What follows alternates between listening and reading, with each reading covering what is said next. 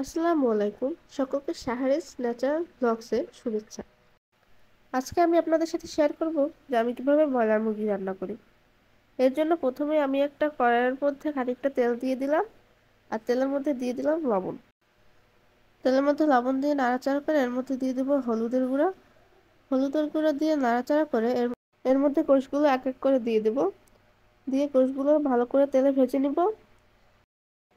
অনেকেই আছে যে ব্রয়লার মুরগি খেতে চায় না, কিন্তু এভাবে গোশ রান্না করলে সবাই খাবে, কারণ এত মজা হয় এভাবে গোশ রান্না করলে, সেটা বলার বাইরে। আমার বাসায় মেহমান আসলে আমি ঝটপট এরকম মুরগির গোশ রান্না করি। আর যারা একবার এই রেসিপি খেয়েছে তারা দ্বিতীয়বার খাওয়ার জন্য আমার কাছে আবদার করে। এই গোশটা সাদা ভাত এবং পোলাও ভাত দুটোর সাথে সার্ভ করা যায় এবং মেহমানরা খেয়ে অনেক পছন্দ করে। ভালোভাবে নেড়েচেড়ে গোশটা তেলে ভেজে নিচ্ছি। আর এখানে কালারের জন্য আমি একটু হলুদ ব্যবহার করছি। এই গোশটা আরেকটু সময় নিয়ে ভালো করে ভেজে নিলে আরো ভালো হতো, কিন্তু আমার সাথে টাইম কম, এর জন্য আমি গোশটা একটু কম ভেজে নিচ্ছি। কম ভাজলেও সমস্যা নাই, কারণ পরবর্তীতে আবার রান্না করা হবে। গোশগুলি ভাজা শেষ, এবারে এক এক করে গোশগুলি তুলে নিব এবং পরবর্তী প্রসেসে চলে যাব।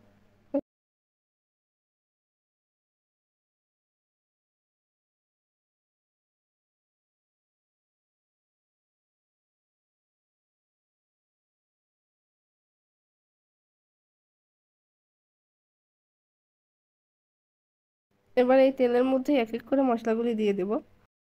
প্রথমে দিয়ে দিচ্ছি জিরে বাটা, এরপরে দিয়ে দেব আদা বাটা। এখানে রোস্টের বাটা মশলাটা দিয়ে দিচ্ছি, চাইলে আপনারা রোস্টের প্যাকেটের মশলাটাও দিয়ে দিতে পারেন।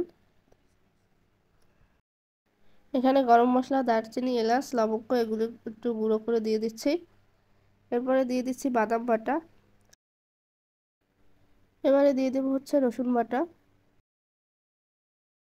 এবারে সবগুলো উপকরণ ভাজা ভাজা না হওয়া পর্যন্ত, পানিটা না শুকানো পর্যন্ত নাড়তে থাকবে।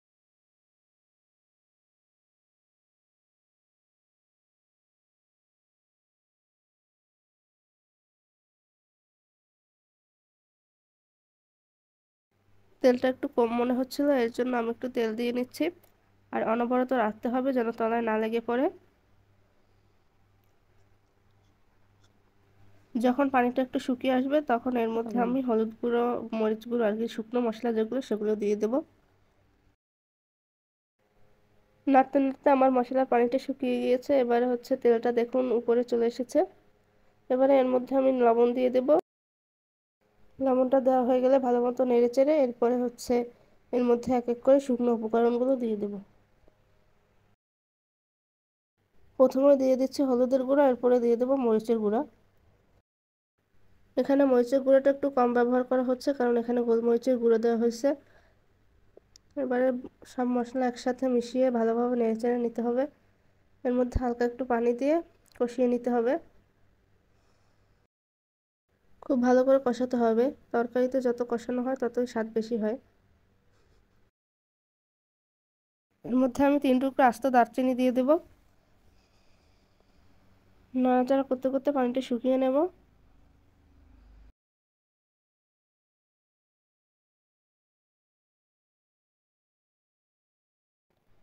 একদম পানিটা শুকিয়ে গেছে আর তেলটা দেখা যাচ্ছে যে উপর উঠে গেছে। এবারে আমি 2টো টমেটো কুচিয়ে করে দিয়ে দেবো এর মধ্যে।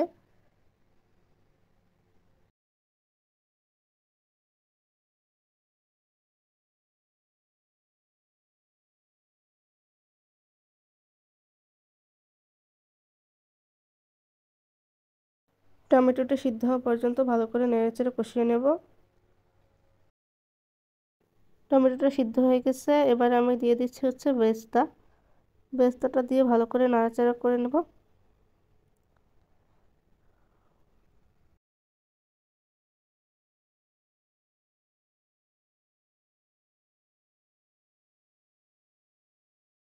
সব মশলাগুলি ভালো করে নাড়াচাড়া করে কষানো হয়ে গেলে এর মধ্যে আমি গোশগুলো দিয়ে দেব।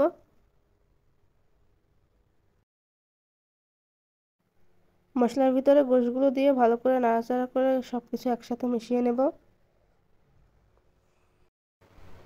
অবশ্যই খেয়াল রাখতে হবে তলায় যেন লেগে না যায়, তলায় লেগে গেলে পুরো একটা গন্ধ বের হবে খাবারের মধ্যে থেকে। এবারে দিয়ে দিচ্ছি হচ্ছে টক দই। টক দইটা ফেটিয়ে নিয়েছিলাম।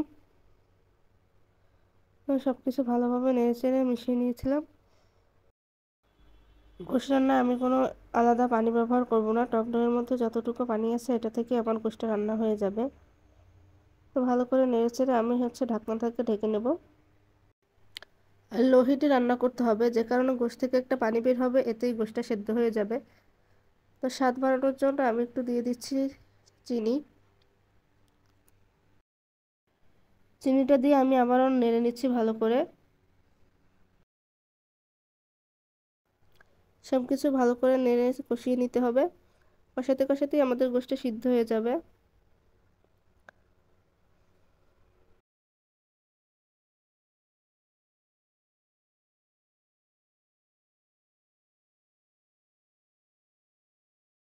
স্বাদ বাড়ানোর জন্য আমি এখানে একটু লেবু ব্যবহার করছি।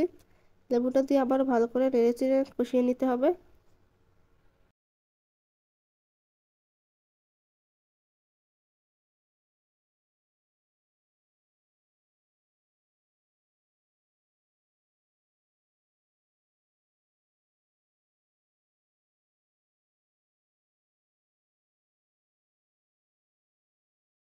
কষাতে কষাতে আমাদের গোশটা একদম সিদ্ধ হয়ে গেছে।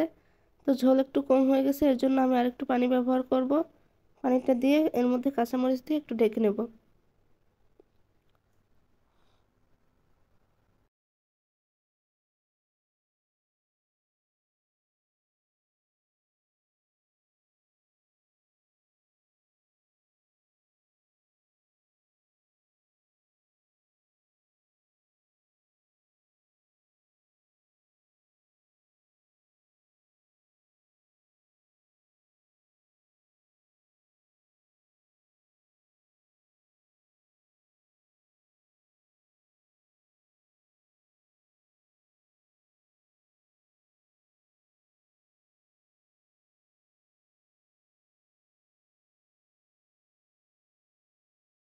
আমাদের গোশটা কিন্তু রান্না হয়ে গেছে। অবশ্যই সবাই আমার মতো গোশ রান্না করবেন, এবং কে কে আমার মতো গোশ রান্না করেন অবশ্যই কমেন্ট করে জানাবেন। ভিডিওটি ভালো লাগলে অবশ্যই চ্যানেলটা সাবস্ক্রাইব করবেন, আর ভিডিওটি দেখার জন্য ধন্যবাদ সবাইকে।